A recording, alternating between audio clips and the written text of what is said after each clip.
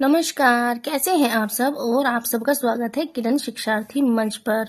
और आज हमारी क्लास संख्या 16 है और इस क्रम में हम हिंदी साहित्य इतिहास लेखन की परंपरा को देख रहे हैं। और आज हम देखेंगे मिश्र बंधु को।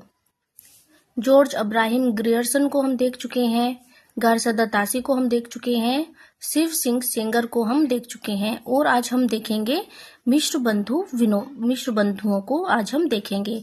तो मिश्र बंधु कौन कौन है? श्याम बिहारी मिश्र, गणेश बिहारी मिश्र, सुखदेव बिहारी मिश्र। यहाँ से भी क्वेश्चन आता है कि मिश्र बंधुओं में कौन कौन शामिल है।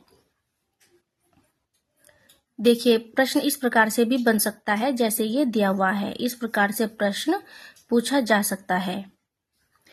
यहाँ पर ख नहीं है, कै है। और यहाँ पर देखो ऑप्शन में ख दिया हुआ है। इस तरीके से आपको गुमराह किया जा सकता है।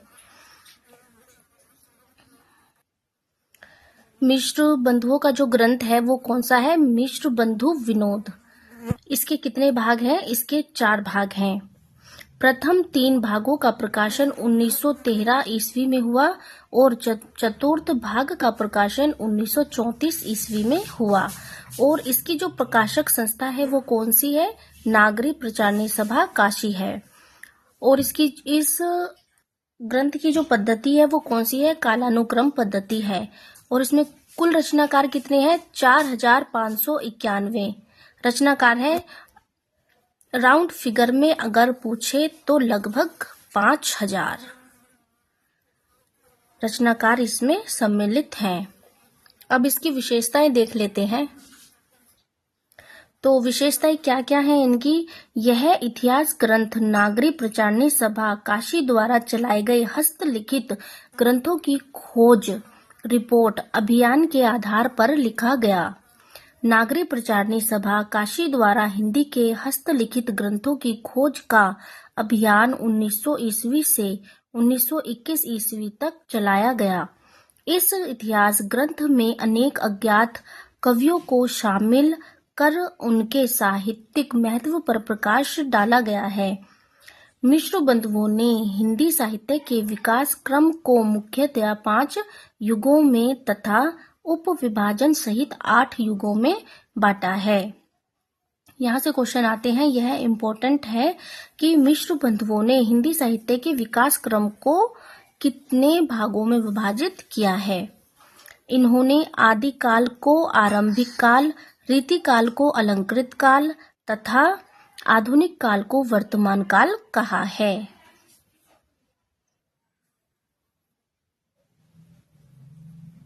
मिश्र बंधुओं ने हिंदी के प्रथम कवि के बारे में कोई विचार नहीं किया है, किंतु गोरखनाथ को हिंदी का प्रथम गद्यकार माना है। गोरखनाथ को हिंदी का प्रथम गद्यकार किसने माना है? मिश्र बंधुओं ने माना है। इन्होंने कवियों का सापेक्षिक महत्व निर्धारित करते हुए कवियों की श्रेणियां भी निर्धारित की हैं। हिंदी इतिहास में इतिवृत्तात्मक पद्धति का प्रयोग सबसे पहले मिश्र बंधु विनोद में ही किया गया। ये जो पॉइंट है ये भी, वैसे तो सारे ही पॉइंट मोस्ट इम्पोर्टेंट हैं। अगर आप नोट्स बनाना चाहते हैं तो आप बिल्कुल नोट्स बना सकते हैं। हिंदी साहित्य में इतिवृत्तात्मक पद्धति का प्रयोग सबसे पहले मिश्र बंधु विनोद में ही किया गया है। इस इतिहास ग्रंथ में प्रमुख रचनाकारों का वर्णन समालोचना सहित किया गया है। सामान्य कवियों की नामावली संक्षिप्त सूचनाओं के साथ प्रस्तुत की गई है। मिश्र बंधुओं ने अपने इतिहास ग्रंथ के लेखन के लिए निम्नलिखित ग्रंथों का आधार ग्रहण किया है। निम्नलिखित ग्रंथों का, कुछ चीजें छूट जाती हैं अगर जल्दी में लिखते हैं हम तो। आधार ग्रहण किया है तो इसमें है कवियों के स्वरचित ग्रंथ हैं। शिव सिंह सरोज है, ग्रियर्सन का इतिहास ग्रंथ है, कालिदास हजारा है, मुंशी देवी प्रसाद के लेख हैं और नागरी प्रचारणी सभा काशी की हस्तलिखित ग्रंथों की खोज रिपोर्ट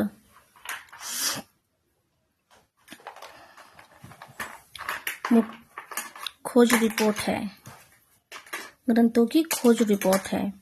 आचार्य रामचंद्र शुक्ल ने मिश्र बंधु विनोद को बड़ा भारी वृत्त संग्रह तथा मिश्र बंधुओं को परिश्रमी संकलनकर्ता कहा है। आचार्य रामचंद्र शुक्ल ने अपने इतिहास ग्रंथ के लिए कवियों का परिचयात्मक विवरण मिश्र बंधु विनोद से ही ग्रहण किया है। इस इतिहास ग्रंथ में प्रत्येक कवि को एक संख्या प्रदान की गई है। ग्रियर्सन की पद्धति का अनुकरण इस ग्रंथ में किया गया है।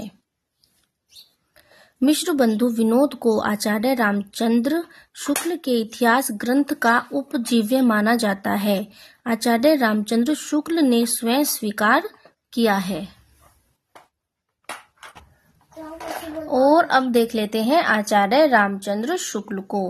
आचार्य रामचंद्र शुक्ल का जन्म 1884 ईस्वी में हुआ था और 1941 ईस्वी में इनका निधन हो गया था। इनकी जो रचना है वो है हिंदी साहित्य का इतिहास 1929 ईस्वी और इसका प्रकाशन वर्ष है 1929 ईस्वी।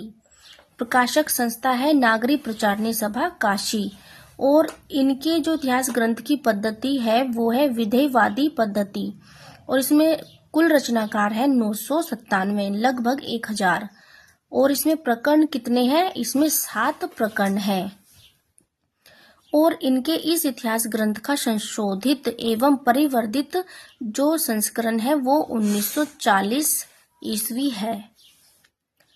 अब देख लेते हैं इसके बारे में विशेष तथ्य।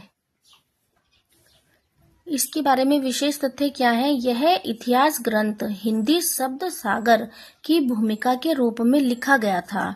हिंदी शब्द सागर की भूमिका शुक्ल जी ने हिंदी साहित्य का विकास नाम से लिखी थी। इसकी भूमिका किस नाम से लिखी थी? हिंदी साहित्य का विकास नाम से लिखी थी। भूमिका विस्तृत हो जाने के कारण इसे ही अलग से पुस्तकाकार रूप में 1929 ईस्वी में हिंदी साहित्य का इतिहास नाम से प्रकाशित कराया गया। यह विधेयवादी पद्धति में रचित हिंदी का प्रथम इतिहास ग्रंथ है और बहुत इम्पोर्टेंट है। इसे सही अर्थों में हिंदी का पहला प्रमाणिक इतिहास ग्रंथ माना जाता है। इसका संशोधित एवं परिवर्धित संस्करण 1940 ईस्वी में प्रकाशित हुआ, फिर 1945 में और फिर 1951 में। जैसे जैसे संस्करण निकलते हैं वैसे वैसे उनका यहाँ पर सन दिया गया है। कई बार प्रकाशित हुआ था, जैसे नए नए संस्करण निकलते हैं वैसे। शुक्ल जी ने हिंदी साहित्य के विकास क्रम को 4 युगों में बांटा है। उन्होंने आधुनिक युग के 3 उप विभाग किए हैं। इन्होंने अपभ्रंश की अंतिम अवस्था से हिंदी साहित्य का आविर्भाव माना है। अपभ्रंश की अति अवस्था को इन्होंने प्रकर्ताभास हिंदी कहा है। शुक्ल जी मुंज या भोज को हिंदी का प्रथम कवि मानते हैं। शुक्ल जी चंद्र बरदाई को हिंदी का प्रथम महाकवि मानते हैं। शुक्ल जी ने अपने इतिहास ग्रंथ के लेखन के लिए निम्नलिखित रचनाओं को आधार के रूप में ग्रहण किया है। तो ये वो 4 रचनाएं हैं जिनको आचार्य रामचंद्र शुक्ल ने अपने इतिहास लेखन के लिए उपजीव्य के रूप में प्रयोग किया है या ग्रहण किया है, आधार रूप में ग्रहण किया है। मिश्र बंधु विनोद मिश्र बंधु, हिंदी कोविद रत्नमाला श्याम सुंदर दास, कविता कौमुदी राम नरेश त्रिपाठी, ब्रज माधुरी सार व्योगी हरि।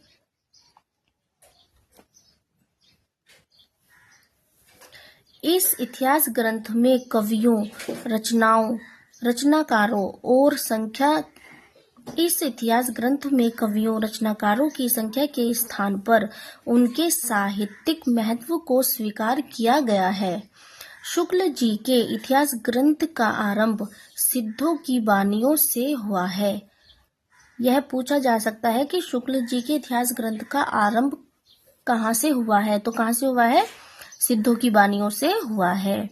इस ग्रंथ में कवियों लेखकों की रचना शैली का वैज्ञानिक विश्लेषण किया गया है। इस ग्रंथ में कवियों लेखकों की रचना शैली का कैसा विश्लेषण किया गया है? वैज्ञानिक विश्लेषण किया गया है। इस इतिहास ग्रंथ में प्रत्येक काल या शाखा की सामान्य प्रवृत्तियों का वर्णन करने के बाद प्रमुख कवियों का वर्णन किया गया है। शेष कवियों को फुटकर श्रेणी में रखा गया है। कवियों एवं उनके काव्य के मूल्यांकन में समालोचनात्मक पद्धति का या फिर दृष्टिकोण को अपनाया गया है। इसे सही अर्थों में हिंदी साहित्य का पहला इतिहास ग्रंथ माना जाता है। प्रत्येक युग की आर्थिक, सामाजिक, राजनीतिक, साहित्यिक एवं सांस्कृतिक पृष्ठभूमि की विवेचना किसमें होती है? विधेयवादी पद्धति में होती है। शुक्ल जी के इतिहास ग्रंथ के संबंध में यहाँ पर कुछ मत दिए गए हैं, उनको भी देख लेते हैं। अब एग्जाम में अधिकतर मत और कथन ही पूछे जाते हैं या इनके अंदर से ही क्वेश्चन पूछ लिए जाते हैं। मेरा उद्देश्य अपने साहित्य के इतिहास का सुव्यवस्थित ढांचा खड़ा करना था, कवि कीर्तन करना नहीं। यह अपने इतिहास ग्रंथ के बारे में किसने कहा है? आचार्य रामचंद्र शुक्ल ने ही कहा है। शुक्ल जी ने पहली बार साहित्य इतिहास को इतिवृत्त की पिटारे से बाहर निकाला। ये कौन कहते हैं? हजारी प्रसाद द्विवेदी कहते हैं।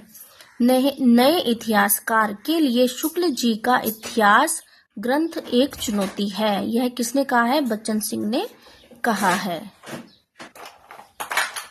शुक्ल जी हिंदी साहित्य के प्रथम इतिहासकार हैं जो साहित्य की पारंपरिक इतिहास लेखन पद्धति को बदलकर एक ऐसी शैली का विकास करते हैं जो कविवृत्त परिचय जैसी कथित इतिहास लेखन की सीमाओं को उजागर कर एक वैज्ञानिक आलोचनात्मक दृष्टिकोण को उजागर करती है। और ये किसने कहा है? ये डॉक्टर नगेंद्र ने कहा है। हिंदी साहित्य के इतिहास लेखन परंपरा से संबंधित और भी आलोचक अभी हमें देखने हैं, वो हम देखेंगे अगली क्लास में। इस क्लास में इतना ही। धन्यवाद।